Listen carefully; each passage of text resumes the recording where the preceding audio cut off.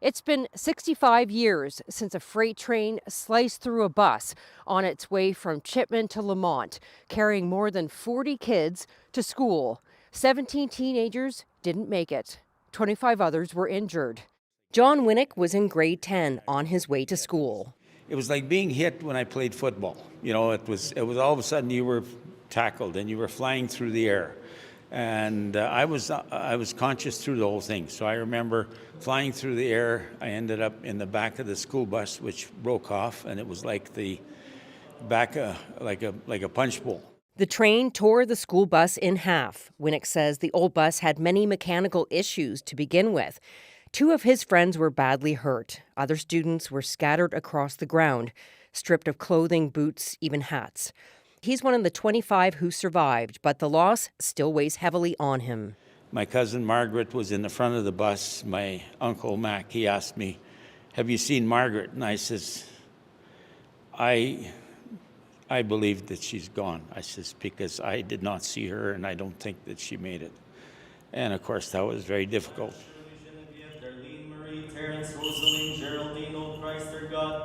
The grief was so deep, the communities of Chipman and Lamont held one of the largest funerals the region had ever seen. Caskets were lined wall to wall in the school gym, the girls dressed in white, and the funeral procession that followed stretched for miles to the burial site. After all this time, every year, the survivors, now just a few, gather with friends, family, and community members in the same church to remember the lives lost.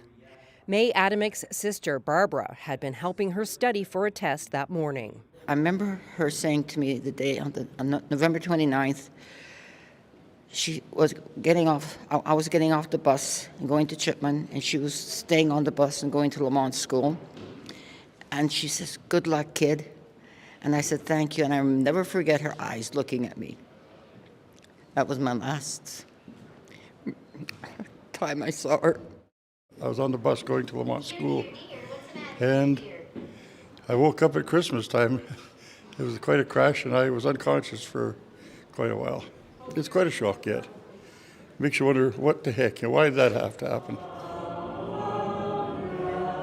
Even those with no direct family ties feel compelled to keep the victims' memories alive. So every year on the final Sunday of November, the community gathers at the 2 memorials in Chipman and Lamont.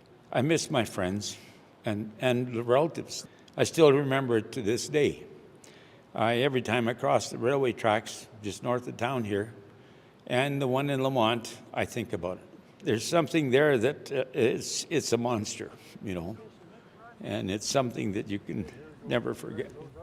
To make sure no one else forgets, the Memorial Committee has buried a time capsule in Lamont, packed with newspaper clippings and photographs of the crash, the victims, and the young people who survived. It's set to be opened on November 29th, 2060, 100 years after the tragedy. Natasha Reeb, CBC News, Lamont, Alberta.